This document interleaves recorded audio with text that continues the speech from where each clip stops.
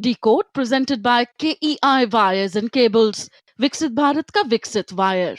Co-powered by Mongia Steels, Steel का बादशाह. In association with JK Smart Tire. Save fuel, stay safe. PIMR Indore joins India's elite universities, bringing global top 20 standards. Multani Pachmina. अपने हक का खाओ, सब कुछ पचाओ.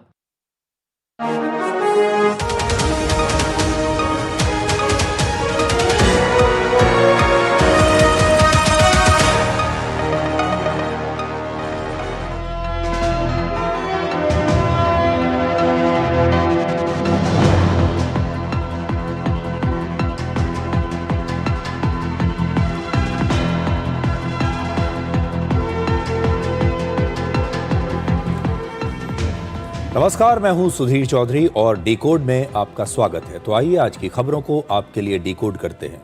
आज सबसे पहले आपके लिए एक बहुत ही अच्छी खबर है। भारत की इस तिमाही के जीडीपी विकास दर के आंकड़े आ गए हैं और वो हैं 7.8%। इस तिमाही में ईरान युद्ध का शुरुआती एक महीना भी शामिल है और इस आंकड़े को ध्यान से अगर देखें तो ऐसा लगता है कि भारत दुनिया के उन देशों में है जहां की अर्थव्यवस्था पर ईरान और यूक्रेन युद्ध का सबसे कम असर पड़ा है। लेकिन ये खबर राहुल गांधी और विपक्षी नेताओं के लिए एक बहुत ही बुरी खबर है। आपको याद होगा, सिर्फ 48 घंटे पहले ही राहुल गांधी ने कहा था कि भारत की अर्थव्यवस्था में एक बहुत बड़ी सुनामी आने वाली है और भारत में बहुत जल्द इमरजेंसी लग जाएगी। आज हम राहुल गांधी की इस फेक न्यूज़ को भी आपके लिए डिकोड करेंगे। और फेक न्यूज़ की जब बात चल ही रही है तो फेक न्यूज़ से याद आया कि अंतर्राष्ट्रीय मीडिया कंपनी ब्लूमबर्ग ने अब ये मान लिया है कि आरबीआई द्वारा गोल्ड बेचने की उसकी खबर फेक न्यूज़ थी और 4 जून को ब्लूमबर्ग ने इस खबर को ये कहते हुए वापस भी ले लिया कि उनसे कैलकुलेशन में यानी गणना में गलती हो गई। लेकिन आज बड़ा सवाल यह है कि इस देश के बहुत सारे यूट्यूबर्स, इन्फ्लुएंसर्स और सो कॉल्ड पत्रकार इस फेक न्यूज़ पर सैकड़ों हजारों वीडियो बनाकर अब तक भारत की जनता को भ्रमित कर चुके हैं। अब क्या ये लोग भी फेक न्यूज़ फैलाने के लिए माफ़ी मांगेंगे? आज हम आपसे ये भी अपील करना चाहते हैं कि हमारे देश में ऐसे बहुत सारे नाराज़ और असफल पत्रकार हैं जो अब यूट्यूब के ज़रिए सरकार के प्रति अपनी निराशा निकालते हैं, इस देश के प्रति अपनी निराशा लोगों के सामने रखते हैं क्योंकि वो थक चुके हैं, निराश हो चुके हैं। अब तक आप इन्हें पहचान चुके होंगे, इसलिए आपको आज से ऐसे तमाम लोगों को अनफॉलो करना शुरू कर देना चाहिए। इसलिए आज का शब्द आपके लिए है अनफॉलो। और आखिर में आपको भोजन और मोहब्बत का एक बड़ा दिलचस्प विश्लेषण दिखाएंगे। इंसान को भोजन इसलिए चाहिए ताकि वो जिंदा रह सके और प्यार इसलिए चाहिए ताकि वो खुश रह सके। आज हम आपको बताएंगे कि मिलावटी भोजन और मिलावटी प्यार से इस दुनिया में कितने लोग मर रहे हैं। WHO की एक रिपोर्ट बताती है कि खाने में केमिकल्स मिलाने से हर साल दुनिया भर में 15 लाख लोगों की जान चली जाती है। और एक और रिपोर्ट ये बताती है कि हमारे अपने देश में प्यार में ईर्ष्या की मिलावट की वजह से हर साल हजारों लोग मारे जा रहे हैं। लेकिन सबसे पहले आज हम शुरुआत करेंगे एक अच्छी खबर से। हमारे देश के 140 करोड़ लोगों के लिए सबसे बड़ी खुशखबरी यह है कि इस साल चौथी तिमाही में भारत की जीडीपी विकास दर 7.8% रही है, जो पिछले वर्ष की इसी तिमाही के 7% से 0.8% ज्यादा है। तो पिछले फाइनेंशियल ईयर में इस तिमाही की जो जीडीपी विकास दर थी वो थी 7%, लेकिन इस बार बढ़कर हो गई है 7.8%।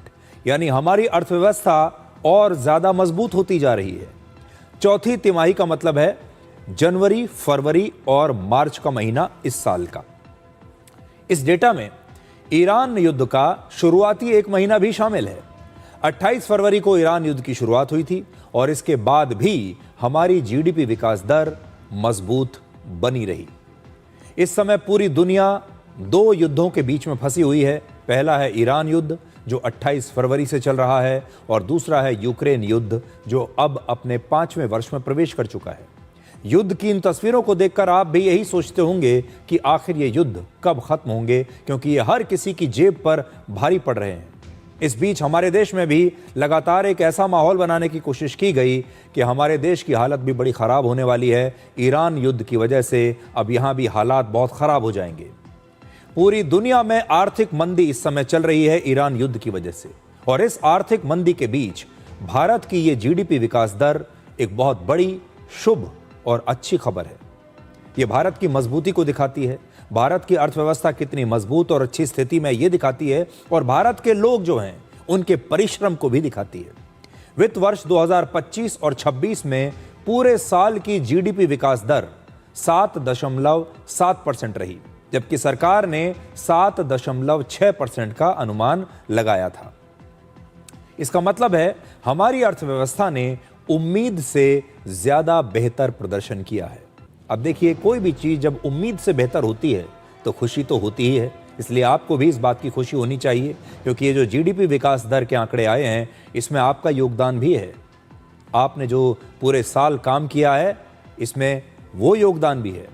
इस समय पूरी दुनिया की बड़ी बड़ी अर्थव्यवस्थाओं की हालत बहुत खराब है, आर्थिक मंदी की आशंका चारों तरफ है, और इस बीच भारत की जीडीपी विकास दर एक बहुत ही पॉजिटिव संकेत है।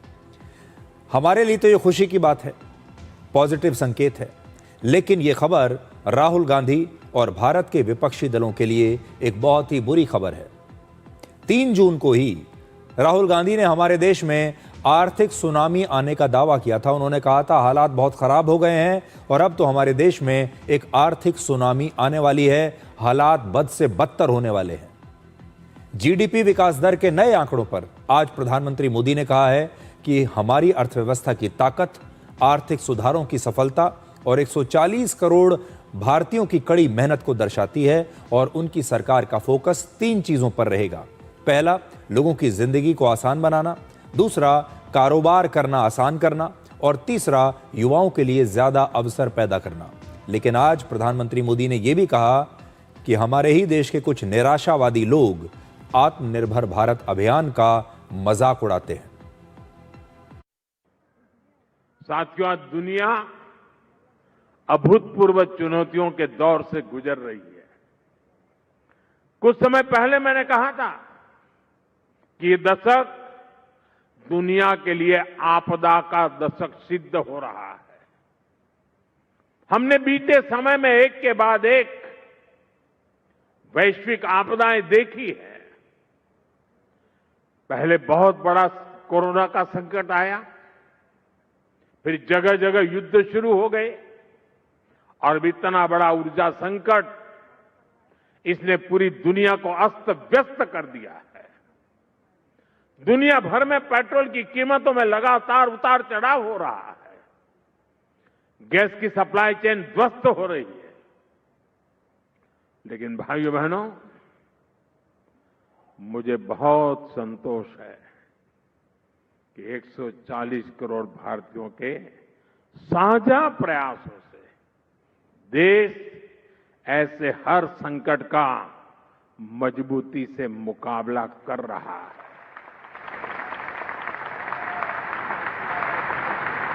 लेकिन साथियों, आज देश में कुछ निराशावादी लोग हैं जो आत्मनिर्भर भारत अभियान का मजाक उड़ाते रहते हैं। देश के इस संकल्प को वो लगातार नीचा ही दिखाते हैं। ये वो लोग हैं जिन्होंने हमेशा भारत को दूसरे देशों पर निर्भर रखा। वो लोग ये भूल जाते हैं कि दूसरों पर निर्भर देश विकास की वो ऊंचाई कभी प्राप्त नहीं कर सकता जिसका वो हकदार है। असल में हमारी चुनौती ये नहीं है कि इस समय के जो हालात हैं हम उनका मुकाबला कैसे करें। भारत की चुनौती इस समय ये नहीं है। भारत की उससे भी बड़ी चुनौती ये है कि हमारे अपने ही देश में जो लोग चारों तरफ निराशा फैला रहे हैं, जो लोग बात बात पर ये कह रहे हैं कि भारत हार रहा है, जो लोग बात बात पर यह कहते हैं कि हम इस युद्ध में पिछड़ रहे हैं, जो लोग भारत की इस मेहनत पर पानी फेर रहे हैं, जिन्हें भारत के लोगों पर विश्वास नहीं है, ऐसे लोगों को क्या किया जाए इनका? ये वो लोग हैं जो देश में निराशा फैला रहे हैं, देश के लोगों को निराश कर रहे हैं, और इनकी जो निराशा है वो सिर्फ एक बात को लेकर है, क्योंकि ये सत्ता में नहीं है और सत्ता में आने की अभी इनकी कोई संभावना भी नहीं है। अब आपको बताते हैं कि चौथी तिमाही में भारत की जीडीपी विकास दर का 7.8% होना क्या मायने रखता है और यह कितनी बड़ी कामयाबी है। इसी दौरान अमेरिका की जीडीपी विकास दर सिर्फ 1.6% रही और अमेरिका दुनिया की सबसे बड़ी अर्थव्यवस्था है। चीन की विकास दर इस दौरान 5% रही और चीन दुनिया की दूसरी सबसे बड़ी अर्थव्यवस्था है। और यूरोपियन यूनियन की विकास दर सिर्फ 1% रही और ईयू दुनिया के सबसे बड़े इकोनॉमिक ग्रुप्स में से एक माना जाता है। यानी भारत की अर्थव्यवस्था ना सिर्फ तेज रफ्तार से बढ़ रही है, बल्कि दुनिया की कई बड़ी बड़ी अर्थव्यवस्थाओं की तुलना में, बड़े बड़े देशों की तुलना में कहीं ज्यादा बेहतर प्रदर्शन भी कर रही है। इसलिए आपके लिए घबराने की कोई आवश्यकता नहीं है। जो लोग आपसे ये कह रहे हैं कि आने वाले दिन अंधकार से भरे हुए हैं, यहां पर तो आर्थिक मंदी बहुत बड़ी आने वाली है, लोगों का जीना मुश्किल हो जाएगा, ये सारे लोग सिर्फ आपको निराश करना चाहते हैं, क्योंकि आंकड़े कुछ और कह रहे हैं। अभी आप ये भी देखिएगा कि हमारे ही देश के कुछ लोग इन आंकड़ों को भी झूठा बताने लगेंगे और कहेंगे कि ये आंकड़े भी झूठे हैं। जीडीपी के आंकड़ों ने आज राहुल गांधी के आर्थिक सुनामी आने के दावे का अपने आप ही एक फैक्ट चेक कर दिया है। राहुल गांधी सिर्फ 48 घंटे पहले यह दावा कर रहे थे कि भारत में भयंकर आर्थिक सुनामी आने वाली है, लेकिन आज हमारे देश में बर्बादी की नहीं बल्कि जीडीपी विकास दर की एक बड़ी तेज सुनामी आई है, जो राहुल गांधी के फेक न्यूज को अपने साथ बहा कर ले गई। राहुल गांधी जिस आर्थिक सुनामी का इंतजार कर रहे थे वो तो आई नहीं, लेकिन भारत के 140 करोड़ लोगों ने आर्थिक विकास का एक नया रिकॉर्ड बना दिया। वित्त वर्ष 2025 और 26 में भारत की जीडीपी विकास दर 7.7% थी, जो दुनिया की प्रमुख बड़ी बड़ी अर्थव्यवस्थाओं में सबसे तेज है। यानी राहुल गांधी को आर्थिक संकट दिखाई दे रहा था, लेकिन भारत ने आर्थिक शक्ति का प्रदर्शन करके राहुल गांधी को करारा जवाब दे दिया। ये भारत के लोगों का राहुल गांधी को एक करारा जवाब है। भारत के लोग वैसे तो हर चुनाव में राहुल गांधी को अपना जवाब देते ही रहते हैं, लेकिन इस बार भारत के लोगों ने अपने परिश्रम से उन्हें यह जवाब दिया है।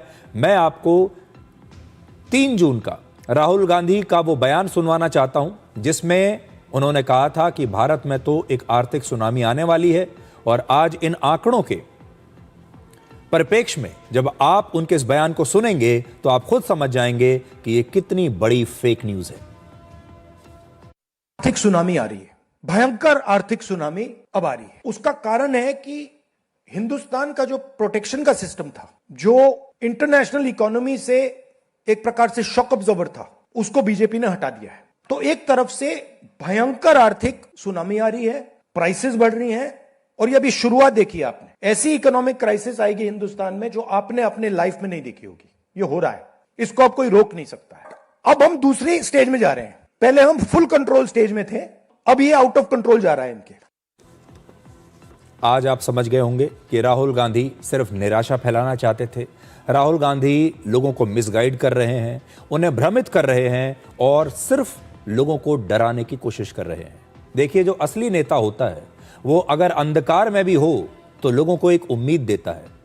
आपके घर में भी जो बड़े बूढ़े होते हैं वो आपको अंधकार में भविष्य अगर होता भी है आपके सामने तो आपको डराते नहीं हैं, बल्कि आपको ये कहते हैं कि सब ठीक हो जाएगा। और यहाँ तो सब कुछ अच्छा है, यहाँ तो सब कुछ इतना अच्छा चल रहा है, फिर भी राहुल गांधी जैसे जो नेता हैं वो निराशा फैला रहे हैं। राहुल गांधी की इस फेक न्यूज़ के बाद अब अमेरिका की इंटरनेशनल मीडिया कंपनी ब्लूमबर्ग के फेक न्यूज़ को आपके लिए डिकोड करेंगे। आज जब बात फेक न्यूज़ की चल ही रही है तो आपको बताते हैं कि ब्लूमबर्ग एक बहुत बड़ी न्यूज़ और मीडिया संस्थान है, और ब्लूमबर्ग ने कैसे भारत के बारे में एक फेक न्यूज़ फैलाई, ये भी हमारे देश के विपक्षी नेताओं के लिए और उन यूट्यूबर्स के लिए, उन पत्रकारों के लिए बड़ी बुरी खबर है जो लगातार इस फेक न्यूज के माध्यम से अपनी दुकानें चला रहे थे। भारत के खिलाफ फर्जी न्यूज फैलाने वालों को लेकर आज यही सबसे बड़ी खबर है।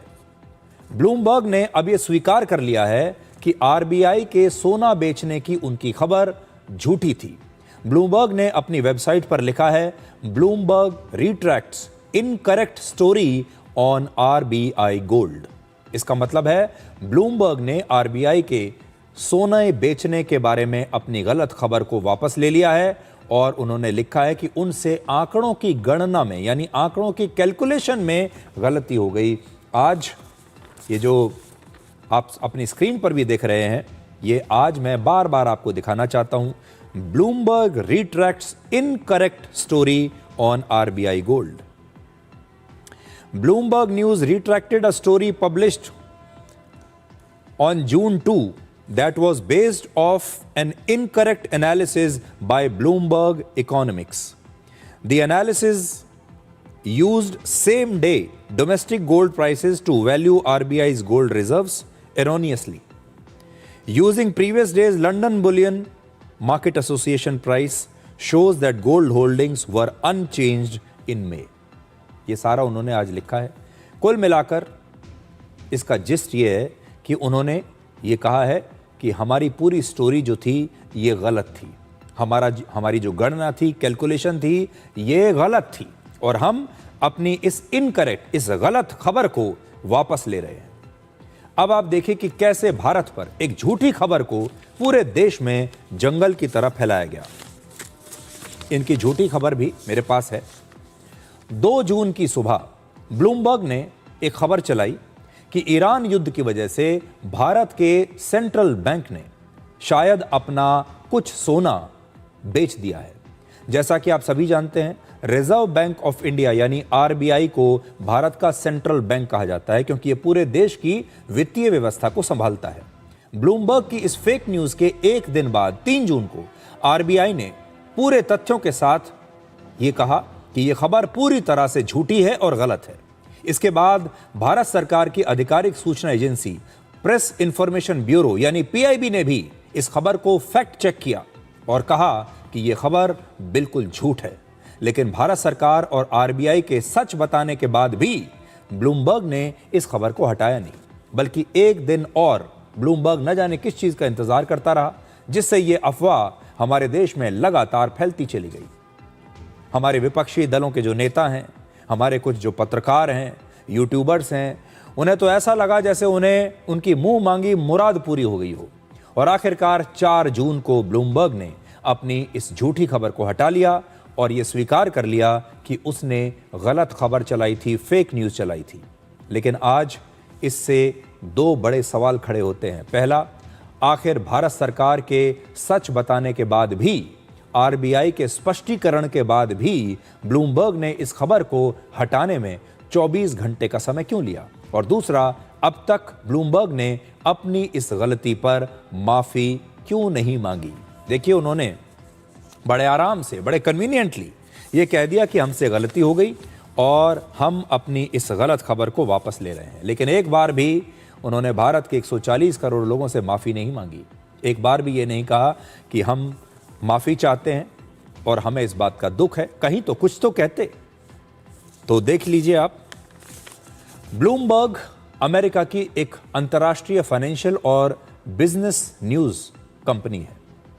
ब्लूमबर्ग आज ये कहकर बच नहीं सकता कि उससे कैलकुलेशन में गलती हो गई। सबसे बड़ी बात यह है कि बिजनेस और अर्थव्यवस्था की खबरों में आंकड़ों की शुद्धता ही सबसे ज्यादा महत्वपूर्ण होती है। ब्लूमबर्ग जो है वो अर्थव्यवस्था के बारे में खबरों के लिए जाना जाता है और अर्थव्यवस्था के बारे में खबरों को ही गलत छाप रहा है।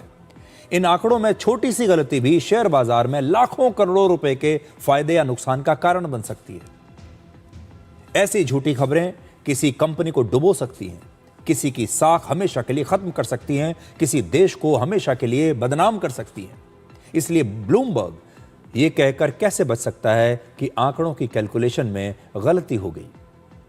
और उसने जो लिखा है उससे ऐसा लगता है कि ये बड़ी छोटी सी गलती है। ये कुछ ऐसी ही बात है जैसे शहर के सबसे मशहूर डॉक्टर के गलत ऑपरेशन की वजह से मरीज की जान चली जाए और उसके बाद डॉक्टर ये सफाई दे कि उससे मरीज की मेडिकल रिपोर्ट समझने में थोड़ी सी गलती हो गई, चूक हो गई। इसी तरह ब्लूमबर्ग ने अपनी लापरवाही से सच का गला घोंटने की कोशिश की और भारत की साख को कमजोर करने की कोशिश की। ब्लूमबर्ग ने 2 जून से 4 जून के बीच 57 घंटों तक, पूरे 57 घंटों तक इस फेक न्यूज को जिंदा रखा। मोदी सरकार के खिलाफ ब्लूमबर्ग की यह झूठी खबर फेक न्यूज गैंग के लिए एक लॉटरी की तरह थी, क्योंकि इस देश के यूट्यूबर, पत्रकार और बुद्धिजीवियों का एक गैंग हमेशा ऐसी खबरों का ही तो इंतजार करता रहता है जिससे मोदी सरकार पर कुछ सवाल खड़ा किया जा सके, भले ही वो खबर सच्ची हो या झूठी। और ब्लूमबर्ग की झूठी खबर पर फेक न्यूज के जो सौदागर हैं ये तुरंत सक्रिय हो गए, अफवाह फैलाने लगे और तुरंत इन सारे लोगों ने अलग अलग वीडियोस बनाने शुरू कर दिए, सोशल मीडिया पोस्ट करनी शुरू कर दी और प्रोपेगेंडा के ये पेशेवर ऑनलाइन इन्फ्लुएंसर्स वीडियो बना बनाकर सरकार पर सवाल उठाने लगे कि देखिए ये सब क्या हो रहा है, भारत की अर्थव्यवस्था की तो हालत खराब हो गई है, आरबीआई ने अपना गोल्ड बेचना शुरू कर दिया है और ये जो संकेत मिल रहे हैं ये तो बड़े बुरे संकेत हैं, कुछ बहुत बड़ा, बहुत बुरा होने वाला है। और तुरंत आपने देखा होगा राहुल गांधी ने भी कह दिया कि हमारे देश में तो एक बहुत बड़ी आर्थिक सुनामी आने वाली है। इस पर बहुत सारे पत्रकारों ने लोगों से रिएक्शंस लेने शुरू कर दिए। एक न्यूज चैनल का कॉन्क्लेव चल रहा था, उसमें एक पत्रकार ने अपने एक मेहमान से स्टेज पर बैठकर इस फेक न्यूज पर उसकी प्रतिक्रिया जाननी चाहिए। उससे सवाल किया अपने मेहमान से कि आरबीआई ने गोल्ड बेच दिया है, इसके बारे में आप क्या कहना चाहते हैं। और यह पत्रकार अलग अलग लोगों से इस मामले पर सवाल पूछने लगे और सरकार की आर्थिक नीतियों की आलोचना करने लगे। विपक्ष के नेता सोशल मीडिया पर लगातार पोस्ट लिखकर मोदी सरकार में बहुत बड़े आर्थिक संकट का एक झूठा नैरेटिव गढ़ने लगे और लोगों को डराने लगे कि कुछ बहुत बुरा होने वाला है आपके साथ। सबसे हैरानी की बात यह है कि हमारे देश के बड़े बड़े फैक्ट चेकर्स जो अपनी दुकान खोले हुए हैं कि हम फैक्ट चेक करते हैं, हम बताते हैं क्या सही है क्या गलत है, वो भी इस झूठी खबर का फैक्ट चेक नहीं कर पाए या उन्होंने जानबूझकर नहीं किया। असल में वो ऐसी खबरों का फैक्ट चेक क्यों करेंगे जो मोदी के खिलाफ जाती हूं, जो इस देश के खिलाफ जाती हूं, जिनसे भारत की छवि खराब होती हो। वो तो उन खबरों का फैक्ट चेक करते हैं जो भारत के लिए अच्छी खबर है। अब मैं आपको बताता हूं कि जो इस देश के बड़े बड़े फैक्ट चेकर्स हैं जिन्होंने अपनी दुकान चलाई हुई है फैक्ट चेक के नाम पर, अब वो जीडीपी के जो नए आंकड़े आए हैं वो इनका फैक्ट चेक करेंगे और आपको बताएंगे कि कैसे ये जो आंकड़े हैं यही गलत है। आज हम उन सारे निराकारों, यूट्यूबर्स और ऑनलाइन इन्फ्लुएंसर्स और बुद्धिजीवियों के एक वर्ग से ये सवाल पूछना चाहते हैं कि क्या अब वो झूठी खबर फैलाने के लिए इस देश के लोगों से माफी मांगेंगे। हम जानते हैं वो बिल्कुल माफी नहीं मांगेंगे, बल्कि चुपचाप या तो अपने पोस्ट और वीडियोस डिलीट कर देंगे या फिर पूरी बेशर्मी के साथ ये कहना शुरू कर देंगे कि नहीं, ब्लूमबर्ग की वो खबर बिल्कुल सही है और भारत के जो जीडीपी के आंकड़े आए हैं ये बिल्कुल गलत है, और फिर से एक नई फेक न्यूज फैलाने में लग जाएंगे। आज देश की जनता को भी सच जानना चाहिए और सबसे बड़ा सच यह है कि भारत ने रत्ती मात्र भी सोना नहीं बेचा है। आपको कुछ आंकड़े दिखाते हैं। आरबीआई के मुताबिक भारत के विदेशी मुद्रा भंडार में सोने की हिस्सेदारी सितंबर 2025 के अंत में लगभग 14% थी, जो 31 मार्च 2026 तक बढ़कर 16.70% हो गई। इसके बाद 22 मई 2026 तक यह हिस्सेदारी और बढ़ गई और यह हो गई लगभग 17%।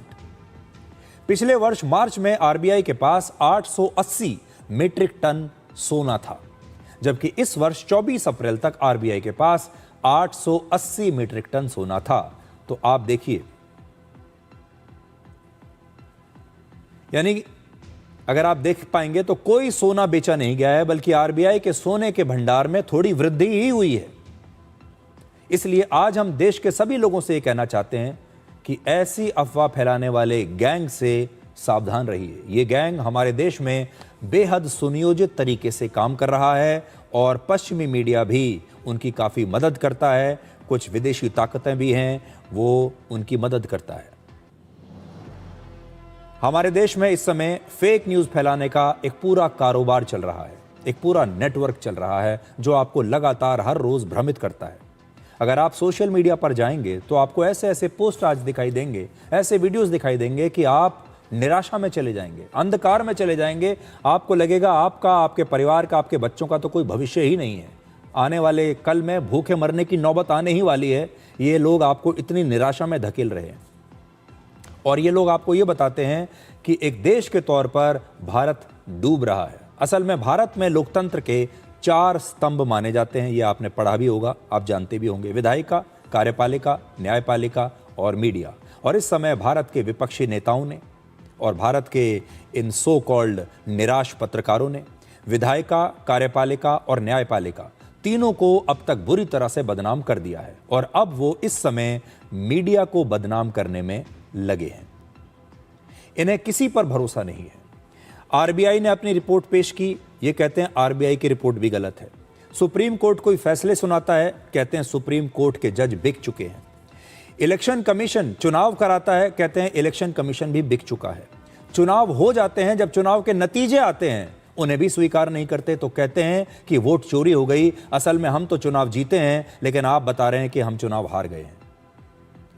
ऑपरेशन सिंदूर में जब हम पाकिस्तान का बुरा हाल कर देते हैं तो कहते हैं तो कि ये तो बताइए कि आपके कितने जहाज मार गिराए गए, और फिर हमारी अपनी सेना से ही सवाल करते हैं। ऑपरेशन सिंदूर की सफलता को भी ये लोग सेलिब्रेट नहीं करना चाहते। हमारे देश में कोई आतंकवादी हमला होता है तो फिर ये आतंकवादी या पाकिस्तान को दोष नहीं देते, उनके लिए कुछ नहीं कहते, बल्कि ये कहते हैं कि हमारी इंटेलिजेंस एजेंसीज क्या कर रही थी, हमारी सेना कहां जाकर सो रही थी। यानी हर चीज में निराशा को देखना। अब ये जो छोटे छोटे यूट्यूबर्स हैं, असल में अब ये फेक न्यूज का एक लघु उद्योग बन चुके हैं। इन्होंने अपने अपने घरों में एक एक कमरे में एक छोटा सा यूट्यूब स्टूडियो बना लिया है, एक पर्दा लगाकर, और अब ये फेक न्यूज का एक लघु उद्योग चला रहे हैं जिससे ये पैसा कमाते हैं। जितने ज्यादा व्यूज आएंगे उतना ज्यादा पैसा इनका कमाया जाएगा। और दूसरी बात ये, जो इन्हें पैसा देता है इस तरह का एजेंडा चलाने के लिए, वो लोग भी इन्हें अलग से पैसा देते हैं। अब समय आ गया है जब देश की जनता को ऐसे लोगों के खिलाफ एक आंदोलन करना चाहिए। देखिए, ये सारे लोग देश के युवाओं से, जेन जी से रोज ये कहते हैं कि आप आंदोलन कीजिए, आप सड़कों पर आइए। अब देखिए, पश्चिम बंगाल के लोगों ने आंदोलन कर दिया और ममता बनर्जी को सत्ता से उखाड़कर बाहर फेंक दिया। यह जनता का आंदोलन था, जो ईमानदार आंदोलन था। डीएमके ने, एक और विपक्षी पार्टी, तमिलनाडु में जनता ने डीएमके को बाहर उठाकर फेंक दिया। तो 2 इतने बड़े राज्यों में विपक्षी पार्टियों का क्या हुआ आप देख सकते हैं। राहुल गांधी की पार्टी को कितनी सीटें मिली आप देख सकते हैं। असली आंदोलन तो यह है, जनता पश्चिम बंगाल में सड़कों पर उतर आई, यह है आंदोलन। इसलिए आज मैं आपसे यह कहता हूं कि अब समय आ गया है कि आपको आंदोलन करना चाहिए। इसलिए आज हम आपसे सबसे पहले ये अपील करना चाहते हैं कि अगर आप इन तमाम लोगों को, अब तक आप इन्हें पहचान चुके होंगे, जो तमाम लोग आपको यूट्यूब पर, सोशल मीडिया पर फेक न्यूज़ दे रहे हैं, आपको भड़का रहे हैं, आपको निराशा के अंधकार में धकेल रहे हैं, आप इन्हें पहचान चुके हैं। इसलिए आज से आप इन्हें अनफॉलो कीजिए।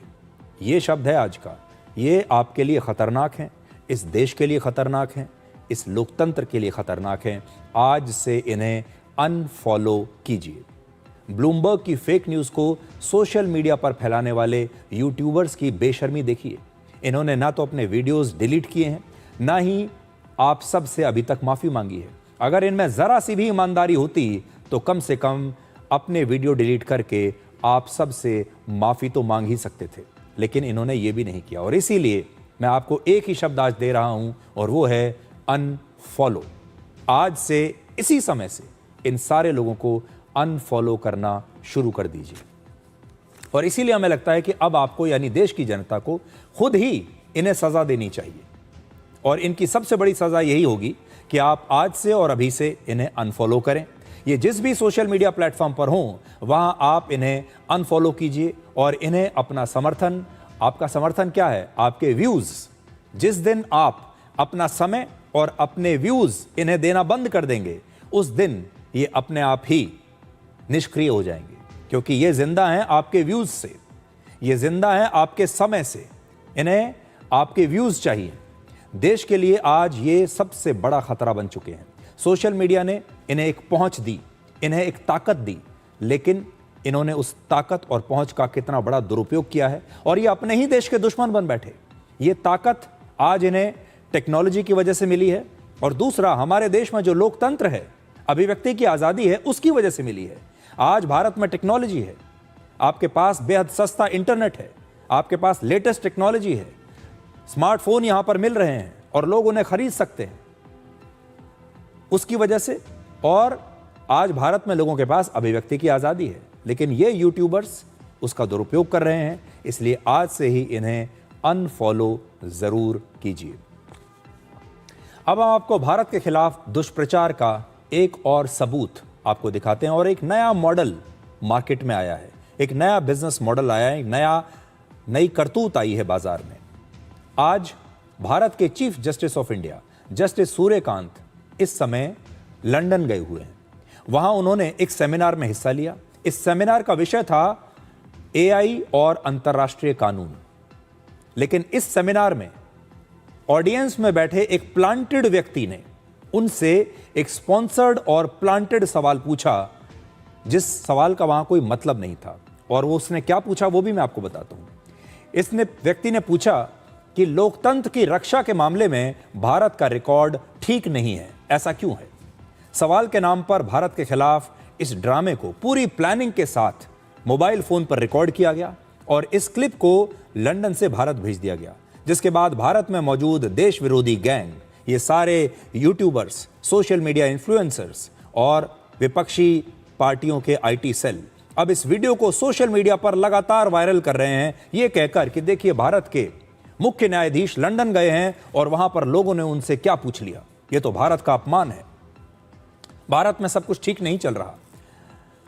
इसलिए आज इस देश विरोधी गैंग के एजेंडे को एक्सपोज करना जरूरी है। मैं आपको वो वीडियो नहीं दिखाऊंगा क्योंकि हम इस देश विरोधी गैंग के एजेंडे का हिस्सा नहीं बनना चाहते। वो वीडियो मैं आपको दिखा सकता था, लेकिन अगर हमने वो वीडियो आपको दिखाया तो इसका मतलब ये होगा कि हम जो ये लोग चाहते हैं उसी ट्रैप में फंस जाएंगे। आपको मैं सिर्फ ये बताने की कोशिश कर रहा हूं कि कैसे अब जो भी हमारे देश के बड़े लोग हैं वो जब जाते हैं विदेश में तो वहां पर प्लांटेड लोगों को पहले ही बैठा दिया जाता है। ये जो घटना हुई, इसके बाद ब्रिटेन में भारत के उच्चायोग ने औपचारिक रूप से कहा है कि इस कार्यक्रम में एक व्यक्ति ने व्यवधान डालने की कोशिश की और इस तरह का असभ्य और अनुचित व्यवहार स्वीकार नहीं है। ये उस सम्मानजनक संवाद की भावनाओं के विपरीत है जिस पर कोई भी चर्चा हमारे देश में होती है। मतभेद और अलग अलग विचार किसी भी लोकतांत्रिक समाज का एक स्वाभाविक हिस्सा है, लेकिन उन्हें सभ्य, शालीन और सम्मानजनक तरीके से ही व्यक्त किया जाना चाहिए। लेकिन हमें लगता है कि इस गैंग का उद्देश्य सवाल पूछकर संवाद करना था ही नहीं, बल्कि ये सवाल पूछकर सिर्फ हंगामा करना चाहते थे और भारत को वहां लंदन में बदनाम करना चाहते थे।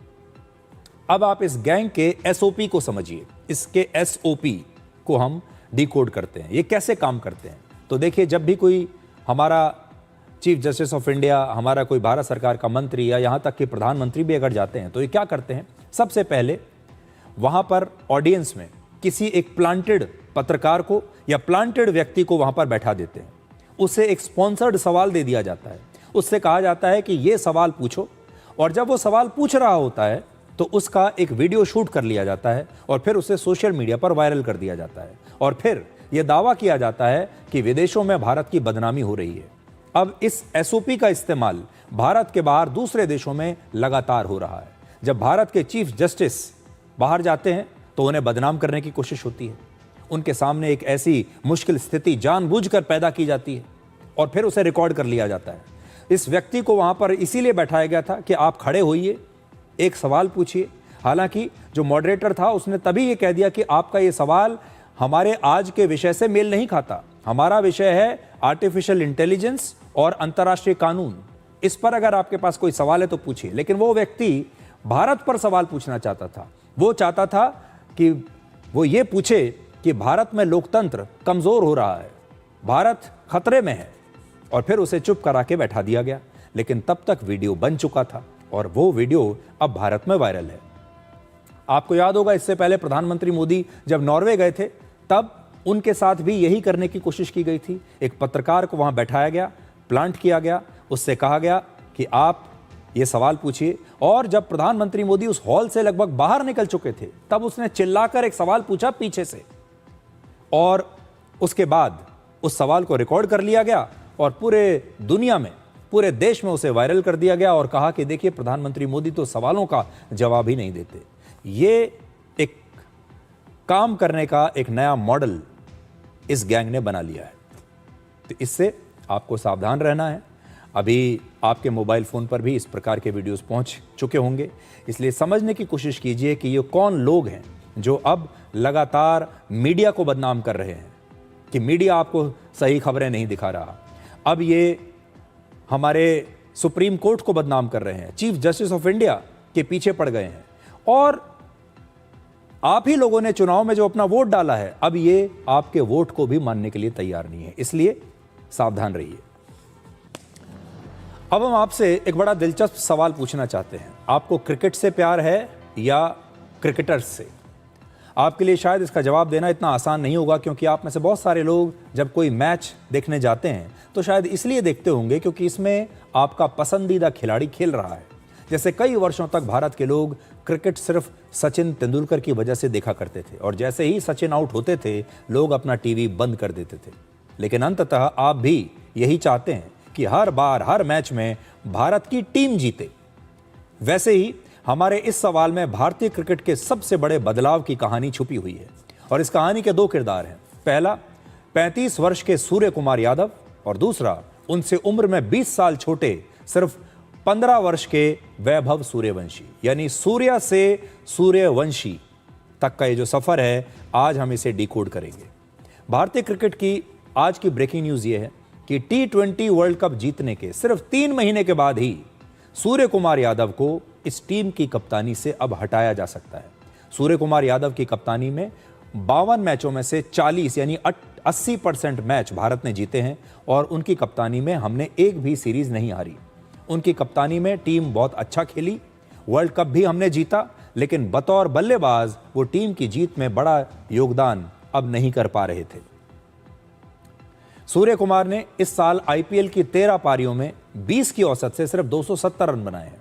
वर्ष 2023 में उनका बैटिंग एवरेज 48 था, जो वर्ष 2025 में घटकर सिर्फ 13 रह गया। 48 के औसत से घटकर इस साल सिर्फ 13 के औसत पर आ गए हैं।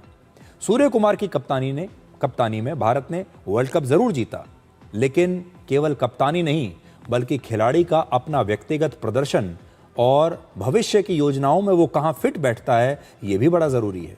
इस फैसले का स्पष्ट संदेश ये है कि अब भारत के क्रिकेट में स्थितियां बदल रही हैं। सिर्फ एक बड़ी उपलब्धि हमेशा के लिए टीम में आपकी जगह को पक्की नहीं कर सकती, और हर एक खिलाड़ी को लगातार परफॉर्म करना ही पड़ेगा, चाहे आप कितने भी बड़े नाम हैं। एक जमाना था जब टीम के दिग्गज खिलाड़ियों को ड्रॉप करने में सेलेक्टर्स, कोच और कप्तान के हाथ कांप जाते थे, लेकिन अब टीम के कोच गौतम गंभीर ने भारतीय टीम से सुपरस्टार कल्चर को खत्म कर दिया है, और इसे आप भारतीय क्रिकेट का गंभीर युग भी कह सकते हैं। यह एक ऐसा युग है जिसमें टीम में किसी भी खिलाड़ी की जगह उसके नाम से नहीं बल्कि उसके परफॉर्मेंस से तय होगी। ऐसे फैसले लगातार हुए हैं हाल ही में, अगर आप देखें तो। उदाहरण के लिए रोहित शर्मा का टेस्ट टीम से बाहर होना, विराट कोहली ने T20 और टेस्ट क्रिकेट से संन्यास ले लिया, शुभमन गिल को T20 वर्ल्ड कप टीम से बाहर कर दिया गया, जबकि उस समय वो इंडिया की टेस्ट और वनडे टीम के कप्तान थे। इसका मतलब है कि खिलाड़ी का नाम कितना भी बड़ा क्यों ना हो, उसकी फैन फॉलोइंग कितनी भी बड़ी क्यों ना हो, वो कितने भी विज्ञापन क्यों ना करता हो, उसके सोशल मीडिया पर कितने भी फॉलोअर्स क्यों ना हो, टीम में जगह बनाए रखने की सबसे बड़ी शर्त अब सिर्फ और सिर्फ परफॉर्मेंस है। अब देखिए भारतीय क्रिकेट का सूर्य से सूर्यवंशी तक का सफर। सूर्य कुमार गए तो सूर्यवंशी आ गए। अब भारतीय क्रिकेट को एक नया स्टार मिल गया है, और उसका नाम है वैभव सूर्यवंशी। आप क्रिकेट देखते हो या ना देखते हो, लेकिन पिछले कुछ महीनों में आपने ये नाम जरूर सुना होगा, वैभव सूर्यवंशी। इस आईपीएल की सबसे बड़ी खोज बन गए। इस बार के आईपीएल में उन्होंने सबसे ज्यादा 776 रन बनाए। वो ऑरेंज कैप के विनर हैं। आईपीएल के एक सीजन में उन्होंने सबसे ज्यादा 72 छक्के लगाए। 16 पारियों में 1 शतक और 5 हाफ सेंचुरीज लगाई और उनका स्ट्राइक रेट रहा 237। कम उम्र में ही वैभव ने इतने बड़े बड़े रिकॉर्ड्स बना दिए हैं। वो एक ऐसे खिलाड़ी बन गए हैं जिनकी बैटिंग देखने के लिए फैंस अब मैच देखने के लिए आते हैं। सवाल है कि अगर कल वो भी कुछ समय के लिए आउट ऑफ फॉर्म हो गए तो क्या उन्हें भी सूर्य कुमार यादव की तरह टीम से बाहर कर दिया जाएगा? इसका जवाब है हाँ। अगर एक समय ऐसा आया जब सूर्यवंशी भी नहीं चले तो उनका रास्ता भी सूर्य जैसा ही होगा। खिलाड़ी चाहे नया हो, पुराना हो या फिर कोई सुपरस्टार, क्रिकेट में अंतिम पैमाना सिर्फ परफॉर्मेंस होना चाहिए। टीम इंडिया के सिलेक्शन को लेकर बहस कोई नई बात नहीं है, लेकिन अब टीम का सिलेक्शन नाम के आधार पर नहीं बल्कि परफॉर्मेंस के आधार पर हो रहा है और तभी ये टीम इतनी ज्यादा मजबूत दिखाई देती है। वैसे आज हमने आपको सूर्य कुमार यादव और वैभव सूर्यवंशी की कहानी सिर्फ क्रिकेट में आए बदलाव के बारे में बताने के लिए नहीं सुनाई। आज हम आपके साथ कुछ लाइफ लेसन्स भी शेयर करना चाहते हैं जो आप इस कहानी से सीख सकते हैं। अगर आप इन दोनों की कहानी को ध्यान से सुनेंगे तो पाएंगे इसमें जिंदगी के बहुत बड़े सबक छिपे हैं।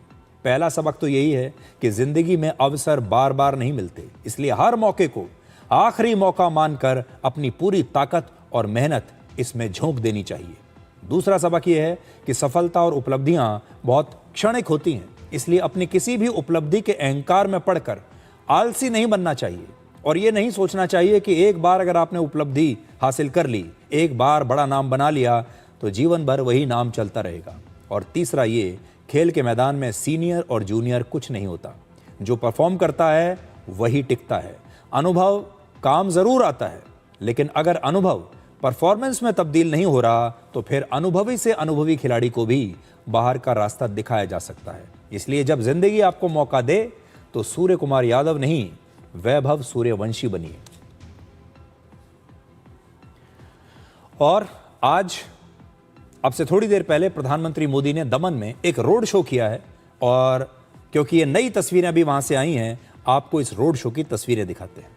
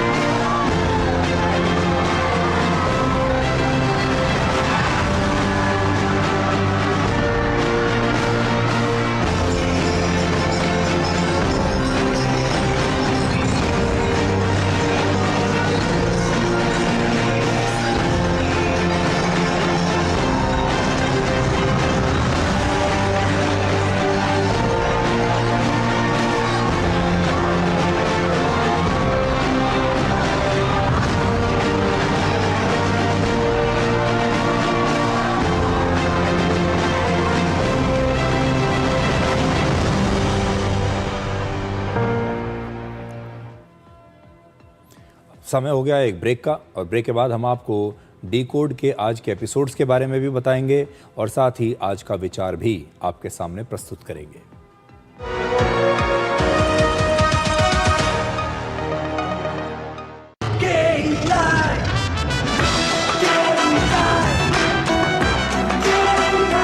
विकसित भारत का विकसित वायर।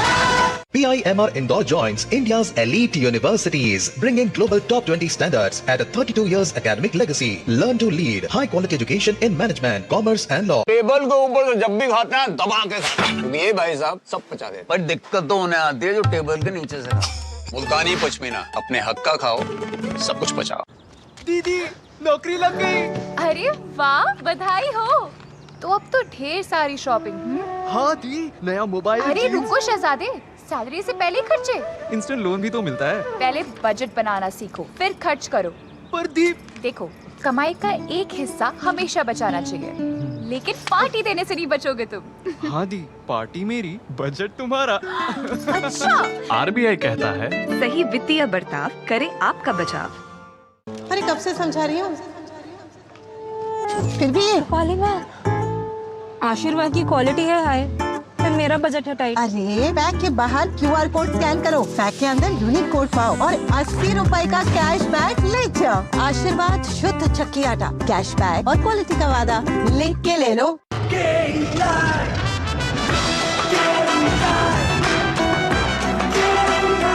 विकसित भारत का विकसित वायर।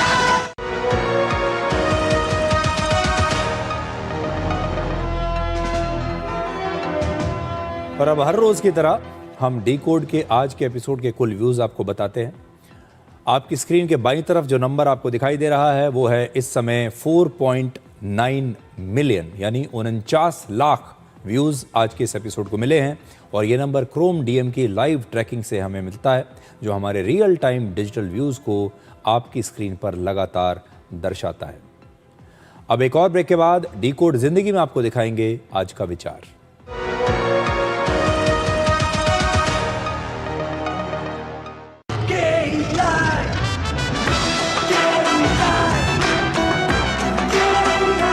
विकसित भारत का विकसित वायर। हिंदुस्तान मिले हिंदुस्तान से। जय हो विजय हो, देश हो विदेश हो, जेके हो। देश का tyre JK tyre. PIMR Indore joins India's elite universities, bringing global top 20 standards at a 32 years academic legacy. Learn to lead, high quality education in management, commerce and law. This is no ordinary sky. This is where legends are born. Space transition. In the vast expanse above, the Indian Air Force reigns. Unseen, unstoppable, unmatched. The Indian Air Force to be a cut above. Goldie मसाले के 100 ग्राम के special packs में freshness lock है। ऐसे गोल्डी मसाले जहां जाएं रिश्ते बनाएं।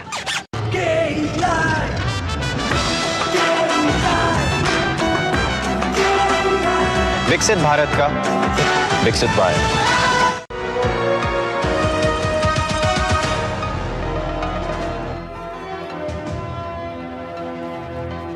तो आज के लिए डिकोड में इतना ही। अब आपसे हमारी अगली मुलाकात होगी कल रात 9 बजे। तब तक आप खुश रहिए, सुरक्षित रहिए, स्वस्थ रहिए।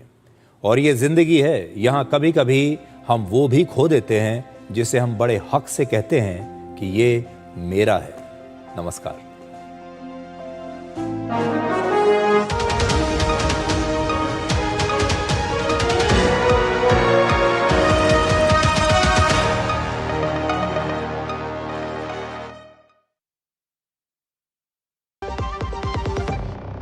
जब धरती चीर कर निकलता है लोहे का पत्थर,